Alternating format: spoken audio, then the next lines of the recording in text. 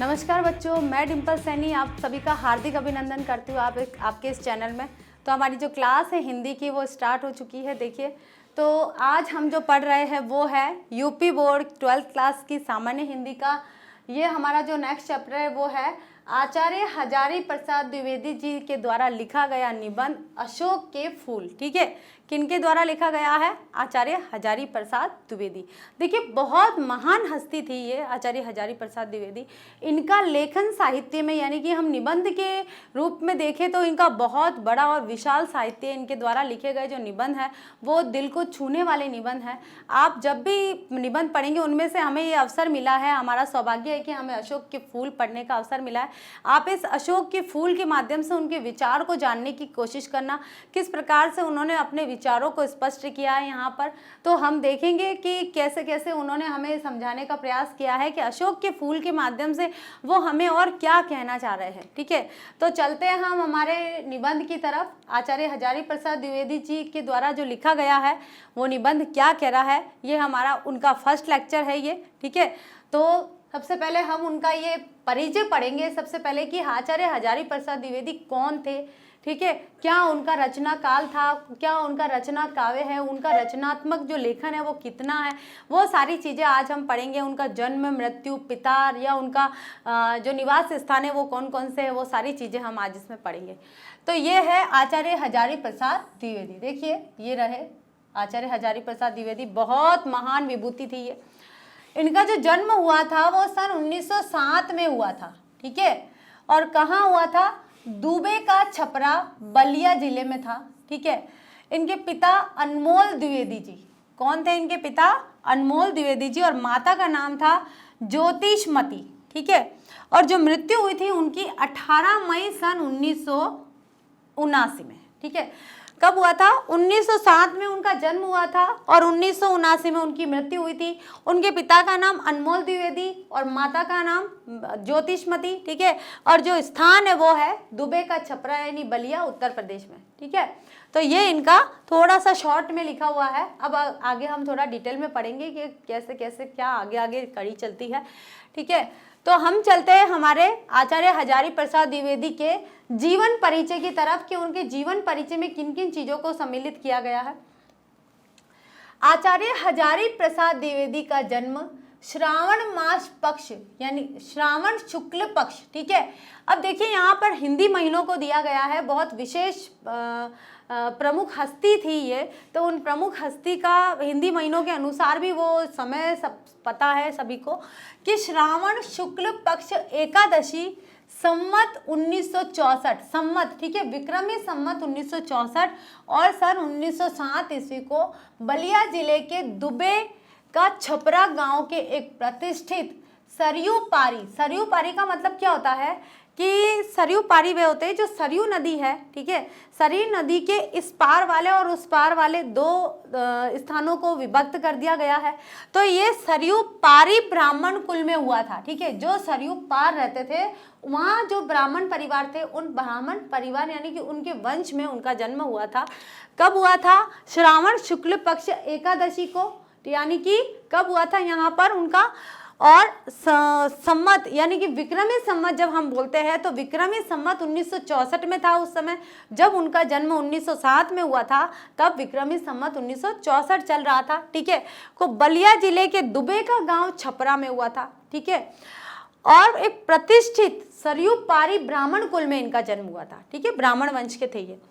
इनके पिता का नाम अनमोल द्विवेदी था और माता ज्योतिषमती भी प्रसिद्ध पंडित कुल की कन्या थी। ठीक है, ये पंडित कुल, क्योंकि ब्राह्मण लोग पंडित होते हैं अधिकतर, तो उनकी जो प्रसिद्ध पंडित कुल था उसकी वो कन्या थी, यानी कि उनकी जो माता थी वे भी बहुत महान विभूति थी। ठीक है, इस तरह बालक हजारी प्रसाद द्विवेदी को संस्कृत और ज्योतिष की शिक्षा उत्तराधिकार में प्राप्त हुई। देखिए क्योंकि जो अनमोल द्विवेदी थे उनके पिता श्री अनमोल द्विवेदी वे संस्कृत के ज्ञाता थे, तो उन्हें संस्कृत का ज्ञान पहले से यानी उत्तराधिकार के तौर पर बोल सकते हैं कि आप उनको परिवार में ही ये सब प्राप्त हो गया।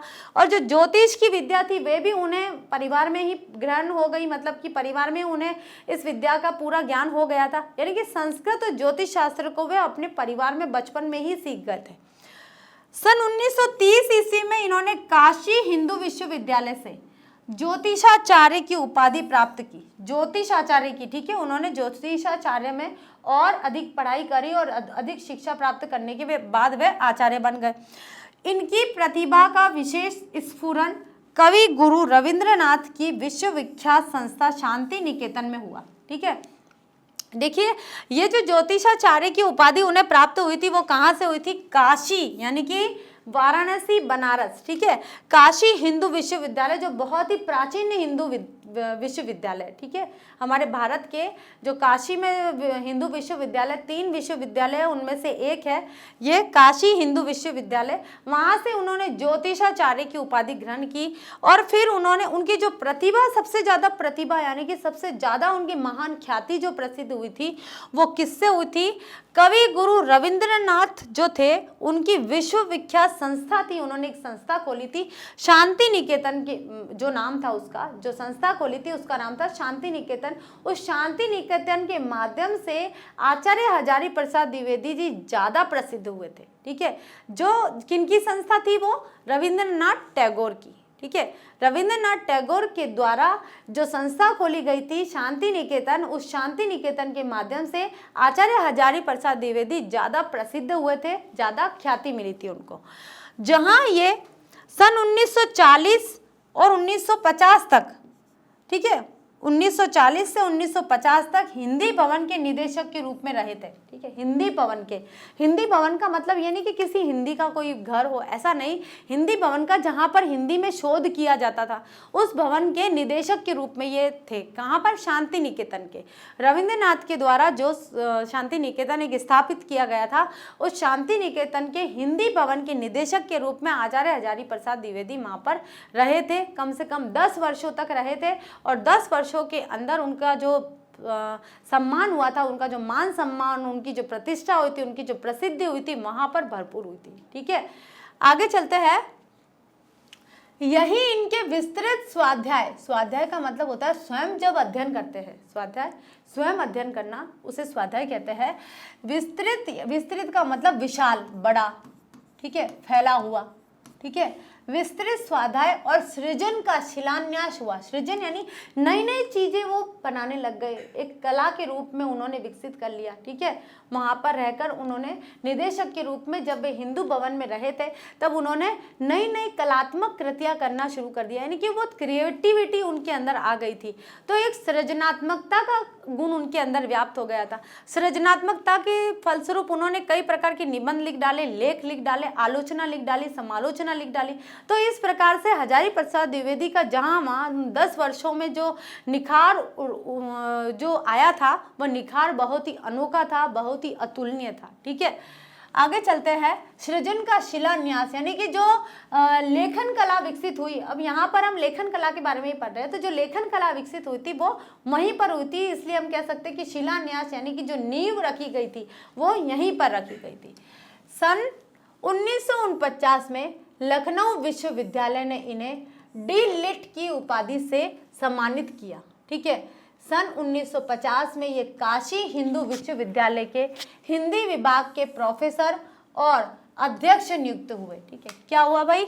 1949 में लखनऊ विश्वविद्यालय ने इन्होंने डी लिट की उपाधि से सम्मानित किया। उसके बाद सन 1950 में ये काशी हिंदू विश्वविद्यालय के हिंदी विभाग के प्रोफेसर भी रहे, ठीक है, काशी के, ठीक है, जहां से उन्होंने किसकी उपाधि ग्रहण की थी? ज्योतिषाचार्य की उपाधि ग्रहण की थी। जहां से ज्योतिषाचार्य की उपाधि मिली थी उसी कॉलेज में फिर से गए और वहां हिंदी विभाग के प्रोफेसर बने और अध्यक्ष नियुक्त किए गए। पहले प्रोफेसर बने, उसके बाद में काशी हिंदू विश्वविद्यालय के अध्यक्ष भी बन गए, जहां से उन्होंने एक विद्यार्थी जीवन जिया था। उसके बाद में वे वहां जाके प्रोफेसर बन गए और उसके बाद में अध्यक्ष बन गए।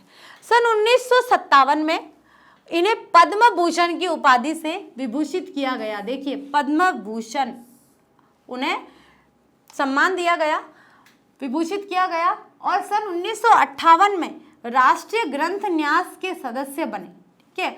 58 में किसके सदस्य बने? राष्ट्रीय ग्रंथ न्यास के। और जो पद्म भूषण मिला था वो मिला था उन्हें 1957 में। ये आपको याद रखना है कि आचार्य हजारी प्रसाद द्विवेदी जी को पद्म भूषण कब मिला? 1957 में मिला था, ठीक है। उसके बाद देखिए ये कई वर्षों तक काशी नागरी प्रचारिणी सभा के उप सभापति भी रहे। काशी नागरिणी प्रचारिणी सभा है, ठीक है, उसके उप सभापति भी रहे और खोज विभाग के निर्देशक तथा नागरी प्रचारिणी पत्रिका के संपादक भी रहे। बहुत बड़े बड़े पद इन्होंने हासिल करे हैं। तो वैसे ही उनकी प्रसिद्धि तो होनी थी, ठीक है। उसके बाद उन्होंने ऐसे लेख लिख डाले कि जिसके कारण तो उनकी प्रसिद्धि अतुलनीय थी, अकल्पनीय थी। इसके बाद सन 1960 से 1966 तक ये पंजाब विश्वविद्यालय चंडीगढ़ में हिंदी विभाग के प्रोफेसर और अध्यक्ष भी रहे।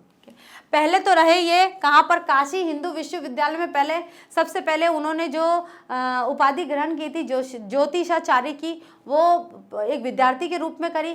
उसके बाद में सन 1950 में वे वहाँ गए प्रोफेसर के रूप में और धीरे धीरे वहाँ जाके फिर अध्यक्ष बन गए।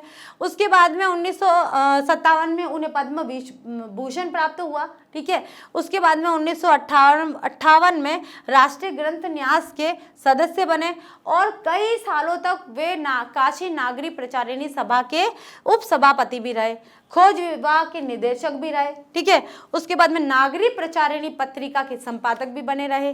फिर इसके बाद सन 1960 में और से लेकर 1966 तक, यानी कि 7 वर्षों तक ये पंजाब विश्वविद्यालय यानी चंडीगढ़ में हिंदी विभाग के प्रोफेसर और अध्यक्ष भी रहे, ठीक है। आगे चलते, इतना सब आपको याद हो गया है। अब आगे चलते। तत्पश्चात यानी कि उसके बाद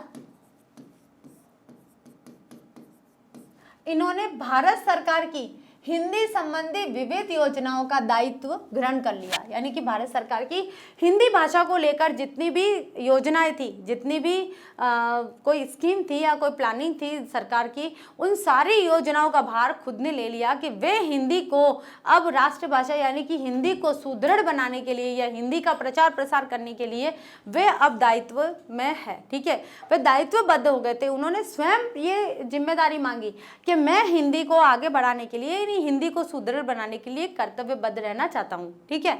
आगे चलते हैं। 18 मई 1989 ईस्वी को उनका निधन हो गया। आचार्य हजारी प्रसाद द्विवेदी का साहित्य बहुत विस्तृत है, बिल्कुल बहुत ही विशाल है।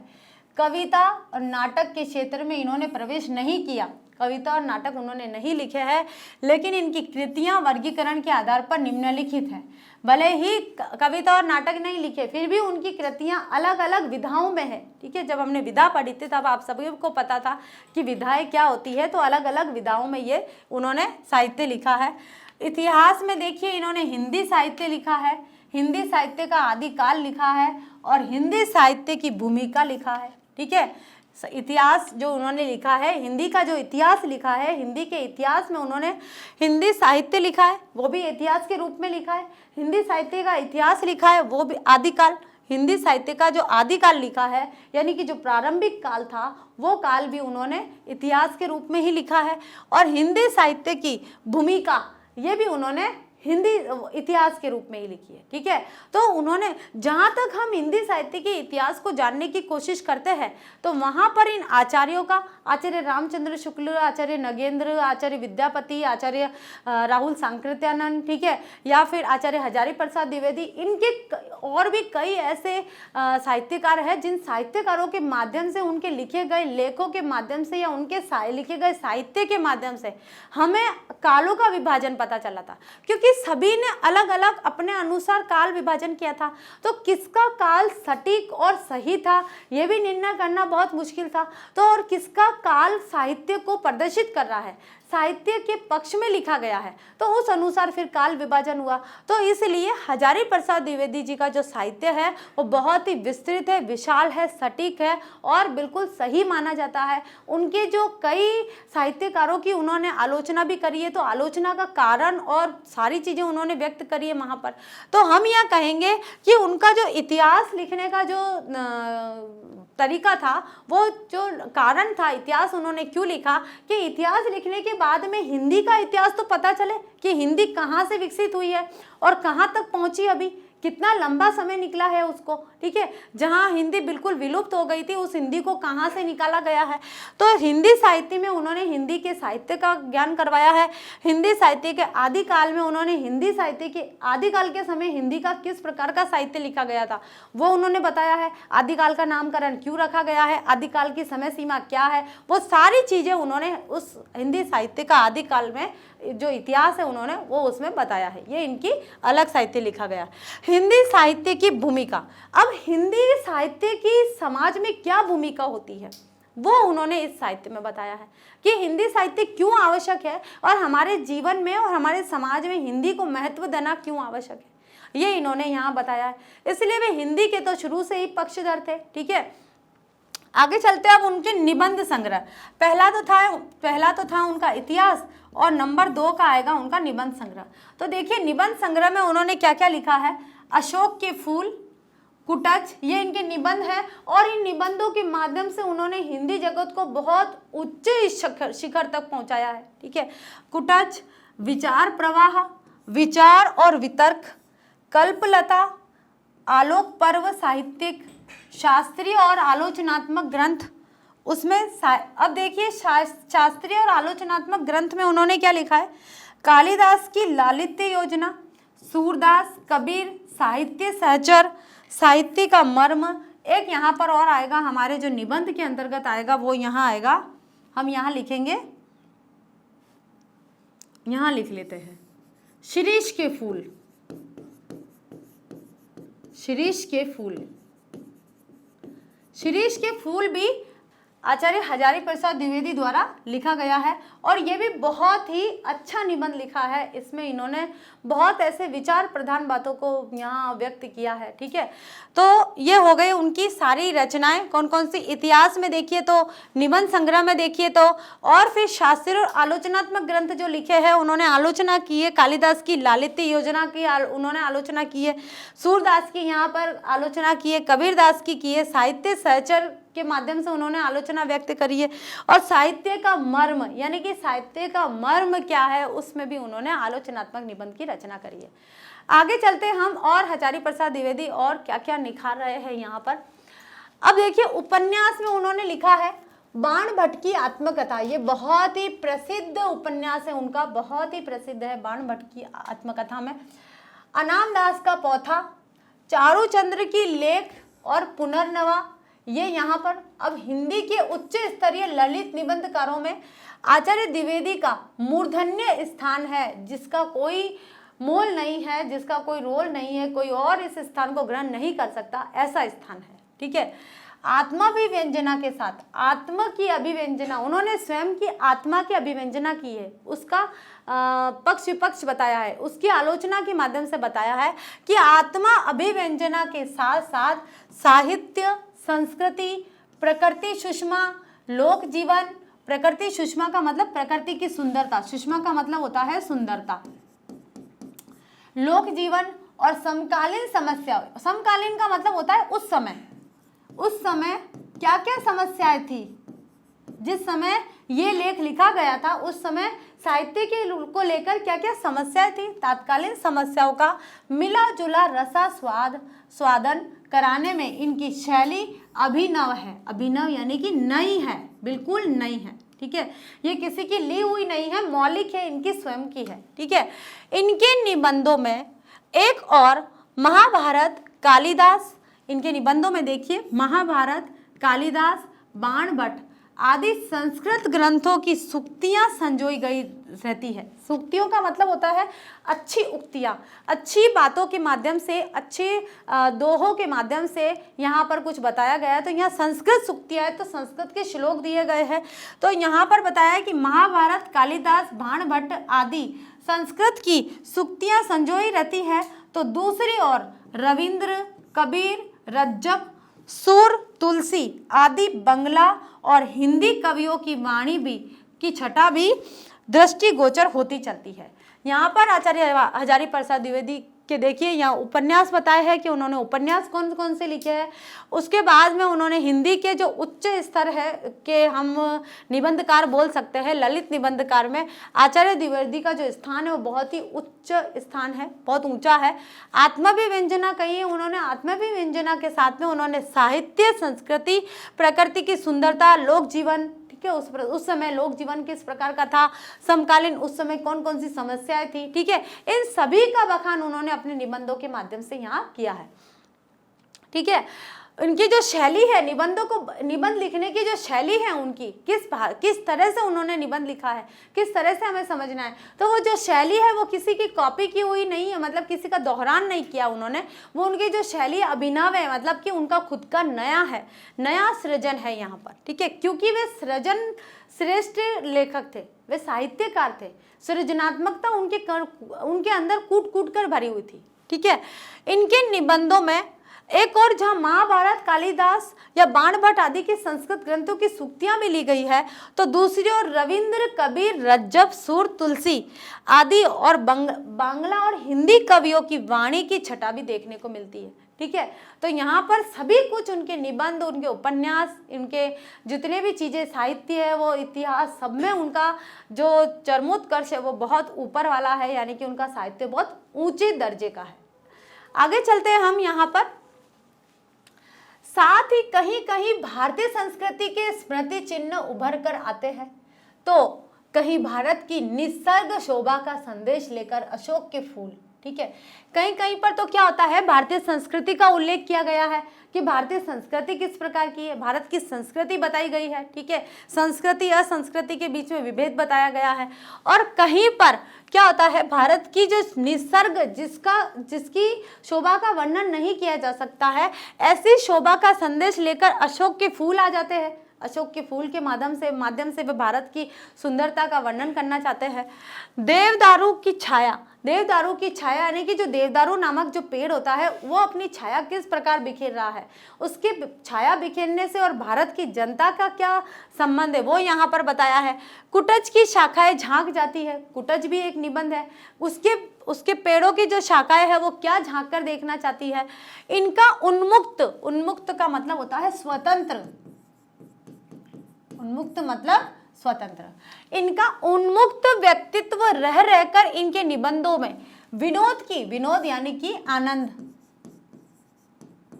आनंद की हिलोर उठाता चलता है।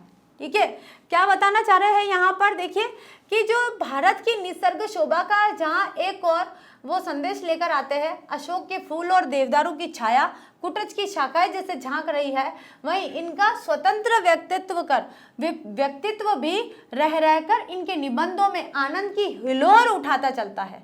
पर कभी कभी ये अपनी संस्कृति की विस्मृति यानी कि भूलना, कभी कभी ये अपनी संस्कृति को भूलने अथवा मानव के पतन का विषाद, यानी विषाद का मतलब होता है दुख।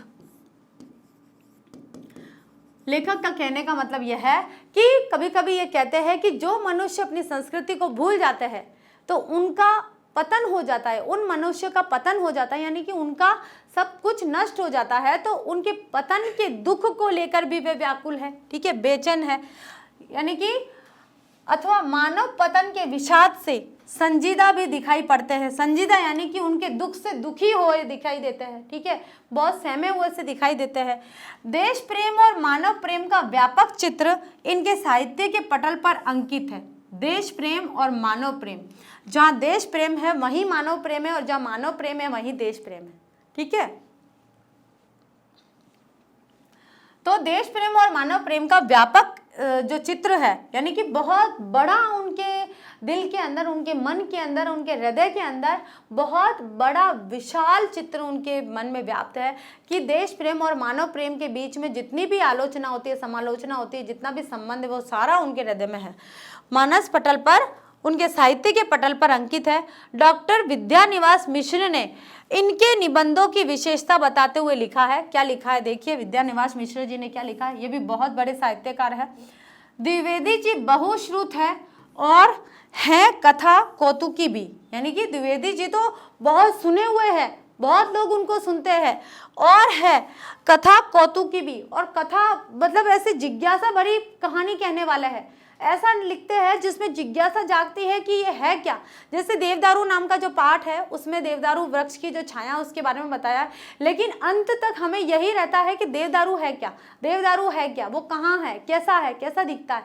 इस प्रकार से हमारे मन में जिज्ञासा क्या जो भाव है, एक कौतूहल सा बन जाता है उनके पाठ को पढ़ने के बाद। जैसे ही उनका निबंध पढ़ते हैं हमारे मन में उसको पूरा पढ़ने का कौतूहल लगा रहता है, वो जानने की इच्छा लगी रहती है कि अंत में उनका जो पाठ है, वो जो निबंध है, वो कहाँ समाप्त होने वाला है और किसके बारे में बताया जा रहा है। ठीक है, आगे चलते हैं हम। उनके निबंधों का सबसे मुख्य गुण है किसी एक विषय को लेकर अनेक विचारों को छोड़ देना। ठीक है, कोई एक विषय ले लो और उस विषय को लेकर जो अनेक विचार हो रहे हैं उनको छोड़ दो, एक ही विचार रखो किसी विषय पर। ठीक है, जिस प्रकार वीणा के तार को छेड़ने से बाकी सब तार झंकृत हो जाते हैं, उसी प्रकार उस एक विषय को छूते ही लेखक की चित्रभूमि पर बंधे हुए सैकड़ों विचार बज उठते हैं। द्विवेदी जी के निबंध अनेक विधाओं के ज्ञान भंडार है। उनमें इतिहास, पुरातत्व, ज्योतिष, दर्शन और शास्त्रों का सुगम सार संग्रह मिलता है। ठीक है, उनके निबंधों में केवल निबंध ही नहीं, उनके निबंधों में इतिहास को, भारत की यानी कि इस साहित्य के इतिहास को जानने का मौका मिलता है, पुरातत्व को जानने का मौका मिलता है, ज्योतिष का भी ज्ञान होता है और दर्शन साहित्य को भी जानने का मौका मिलता है, शास्त्रों का भी बहुत अच्छा ज्ञान उनके निबंध में मिलता है। ज्ञान गरिमा के साथ लालित्य का इन्होंने अद्भुत योग किया है। ज्ञान तो मिला है, उसके साथ में लालित्य यानी साहित्य को भी उन्होंने, साहित्य लहरी को भी उन्होंने यहाँ पर समावेश कर दिया है, उसको मिला दिया है। ठीक है, आगे चलते हैं हम। आचार्य हजारी प्रसाद द्विवेदी की भाषा शुद्ध है। कैसी है? शुद्ध, परिमार्जित, किसी प्रकार से मिली हुई नहीं है, बिल्कुल शुद्ध है। प्रौढ़ है, प्रौढ़ का मतलब होता है ऐसी, मतलब कि बाल बचपन जैसी नहीं है। प्रौढ़ है यानी कि जिसको पढ़ के ज्ञान का अनुभव होता है। ऐसा लगता है कि किसी ऐसे अनुभवी और क्लिष्ट बुद्धिजीवी व्यक्ति ने ये लेख लिखा है, ये निबंध लिखा है, तो हम उसे बोलते हैं प्रौढ़। प्रौढ़ वह व्यक्ति होता है, देखिए एक आयु होती है प्रौढ़, जो कुछ सीमा तक अपनी वह आयु पूरी कर चुका होता है जिसमें उसका मतलब सटीक फैसला नहीं कर पाता है, लेकिन जब प्रौढ़ अवस्था में वह पहुंच जाता है तो वहाँ उसका अनुभव काम आता है, उसका सारांश, उसके जीवन का सारांश काम आता है। तो यहाँ जो उनकी भाषा थी वह प्रौढ़ थी, जिससे यह सटीक यह अर्थ निकलता है कि हाँ, यहाँ हजारी प्रसाद द्विवेदी जी क्या कहना चाह रहे हैं। उनकी प्रौढ़ भाषा के माध्यम से उन्होंने जनता के जो बीच में उनके लेख लिखे हैं, उन्होंने अपना साहित्य रखा है, वह साहित्य बखूबी बहुत चरमोत्कर्ष तक पहुँचा है, उसको कोई नहीं रोक सकता है। तो आगे चलते हैं कि उनकी जो भाषा है वो शुद्ध है, परिमार्जित है, प्रौढ़ है और सरस है, यानी कि रस के साथ है। खड़ी बोली है, कौन सी है? खड़ी बोली है। इनकी भाषा में संस्कृत के तत्सम शब्दों के साथ, तत्सम शब्द कौन से होते हैं? जो वे हिंदी में समावेश किए हुए वे शब्द जो संस्कृत से सीधे आ गए हैं। ठीक है, और तद्भव कौन से होते हैं? जो बोलचाल की भाषा के होते हैं वो तद्भव होते हैं। ठीक है, साथ उर्दू, फारसी एवं अंग्रेजी के प्रचलित शब्दों का प्रयोग हुआ है। कहावतों एवं मुहावरों का भी प्रयोग किया गया है। इनकी शैलियों में विचारात्मक, गवेषणात्मक, व्यंग्यात्मक, सूत्रात्मक, भावात्मक, अलंकारिक, वर्णनात्मक आदि के रूप दिखाई पड़ते हैं। ठीक है, देखिए इनकी शैली यानी कि लिखने की शैली कैसी है? विचार प्रधान है, गवेषण प्रधान है, व्यंग प्रधान है, यानी कि कमेंट दे के भी उन्होंने कई प्रकार के व्यंग बातें लिखकर भी उन्होंने बताने की, कुछ अर्थ समझाने की कोशिश की है। सूत्र के अनुसार है, कुछ सूत्रों के द्वारा, कुछ नियमों के द्वारा उन्होंने यह साहित्य लिखा है। भाव प्रधान है उनके। ठीक है, अलंकारिक यानी कि कुछ शब्द ऐसे सजाए हुए हैं, यानी कि अलंकारिक भाषा का प्रयोग किया है। और वर्णन प्रधान है, यानी कि वर्णन किया हुआ उनका लेख है। ठीक है, उनका जो साहित्य है वो इन सारी विशेषताओं को लिए हुए है, यानी कि कैसी शैली है? विचारात्मक, गवेषणात्मक, व्यंग्यात्मक, सूत्रात्मक, भावात्मक, अलंकारिक और वर्णनात्मक आदि शैली में उनके ये जो रूप, उनका जो साहित्य है वो दिखाई पड़ता है। ठीक है, आगे चलते हैं। कंदर्प देवता के 5 प्रमुख पुष्पों में से एक है अशोक का फूल। अब यहाँ पर आ जाता है हमारा पाठ परिचय, ठीक है। तो हमारा पाठ का नाम क्या है, अशोक के फूल, ठीक है। कंदर्प देवता के 5 प्रमुख पुष्प, कंदर्प एक देवता है, उनके प्रमुख 5 पुष्प है, उसमें से अशोक का फूल है, उसमें से एक अशोक का फूल है। कालिदास कालीन, जब कालिदास हुए थे उस समय की बात है, कालिदास कालीन साहित्य में अशोक का प्रचुरता से उल्लेख मिलता है। कालिदास के समय जब जो समय था कालिदास का, उस समय अशोक का जो पौधा था उसका बहुत उल्लेख मिलता है और उसके फूल का भी यहाँ उल्लेख मिलता है, ठीक है। इसकी प्रमुख विशेषता यह है कि उदास नहीं है। 2000 वर्ष पूर्व कालिदास के समय में जब उसे बहुत सम्मान मिला था, जैसा प्रसन्नचित्त था वैसा आज अनादरित होकर है। अनादरित यानी कि तिरस्कार हो रहा है, जिसका तिरस्कार मतलब अपमानित, जिसका आदर नहीं हो रहा है, ठीक है। यहाँ बताया है कि इसकी प्रमुख विशेषता यह है कि ये उदास नहीं होता है, कभी कभी ऐसे मुरझाता नहीं है। 2000 वर्ष पूर्व कालिदास का समय था। कालिदास का समय कब था, 2000 वर्ष पूर्व का समय था, ठीक है, जब उसे बहुत सम्मान मिला था। उस समय अशोक का जो फूल था उसको बहुत सम्मानित दृष्टि से देखा जाता था।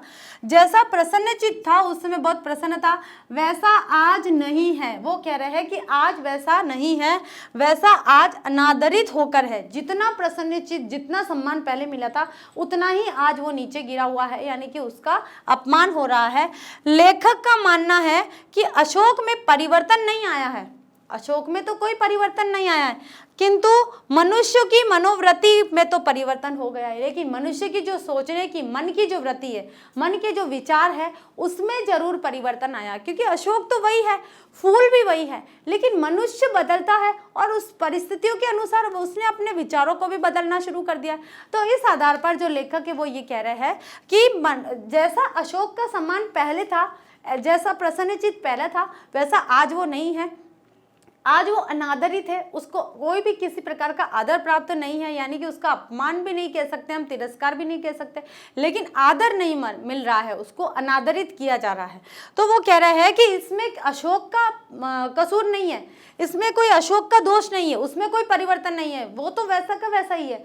कि ऐसा नहीं है कि अशोक के फूल में परिवर्तन आया हो इसलिए मनुष्य उसका अनादर कर रहा है, ऐसा नहीं है। अशोक तो वहीं उसी स्थिति में, लेकिन मनुष्य की मन की वृत्ति में जरूर परिवर्तन आया है। मनुष्य के जो मन के विचार है वे जरूर परिवर्तित हुए हैं, इसलिए ये जो परिवर्तन आया है ये लेखक को यहाँ कुछ भासा नहीं रहा है, ठीक है। आगे चलते हैं कि प्राचीन संस्कृति की ही तरह इस वृक्ष की उपेक्षा, उपेक्षा का मतलब होता है ध्यान न देना, ध्यान न देना, ठीक है। प्राचीन संस्कृति की तरह इस वृक्ष की उपेक्षा से द्विवेदी जी चिंतित है, हजारी प्रसाद द्विवेदी बहुत चिंतित है कि अशोक के फूल की उपेक्षा क्यों की जा रही है। वर्तमान में भारतीय संस्कृति में अशोक के पेड़ की उपेक्षा के माध्यम से प्राचीन संस्कृति के विस्मरण के प्रति अपनी चिंता दिखाई गई है। अशोक के फूल के माध्यम से देखिए यहाँ लेखक ये कहना चाह रहे हैं कि जो वर्तमान में जो स्थिति हो गई है, आज अशोक के पुष्प को लेकर के, पुष्प की आज कोई आदर सम्मान नहीं हो रहा है, उसकी कोई विशेषता नहीं है, यहाँ पर कोई विशेष स्थिति नहीं है, उसका कोई स्थान नहीं है। तो आप मान लीजिए कि भारतीय संस्कृति को लेकर भी लेखक के मन में एक चिंता व्यक्त हो गई है कि भारतीय संस्कृति भी उतनी ही प्राचीन है, बहुत प्राचीन है, अति प्राचीन है, कहीं इसके गुण इधर उधर न हो जाए, कहीं भारतीय संस्कृति खतरे में न पड़ जाए, हमारी संस्कृति है वह भी अशोक के फूल की तरह अनादरित नहीं हो जाए। इसलिए हजारी प्रसाद द्विवेदी ने यहाँ पर एक चिंता व्यक्त करी है और उस चिंता यानी कि ये कहा है कि भारतीय संस्कृति के विस्मरण यानी कि भूलने के प्रति अपनी चिंता व्यक्त करिए कि मनुष्य जो भारतीय संस्कृति को भुला जा रहा है, तो ऐसा ना हो जाए कि एक दिन भारतीय संस्कृति का नामो निशानी नहीं रहा। तो अशोक के फूल के माध्यम से यहाँ भारतीय संस्कृति को उजागर रखने का प्रयत्न किया गया है लेखक ने। तो किस प्रकार प्रयत्न किया है ये हम हमारे नेक्स्ट लेक्चर में पढ़ेंगे कि अशोक के फूल में लेखक क्या कहना चाहते हैं। वो एक निबंध है और निबंध के माध्यम से लेखक हमें क्या बताना चाहते हैं। तो आप लोग भी जिज्ञासा में बने रहिए, अपने अपना कौतूहल बनाए रखिए, तभी हम ये लेसन है जो अगला जो हमारा लेक्चर है वो हम अच्छी तरह से पढ़ पाएंगे और समझ पाएंगे। जब तक आप ये जो हमारा जीवन परिचय है आचार्य हजारी प्रसाद द्विवेदी जी का और हमारा जो पाठ परिचय है अशोक के फूल का, आप इसको याद करिए और अच्छे से समझने की कोशिश कीजिए। तो तब तक के लिए थैंक यू।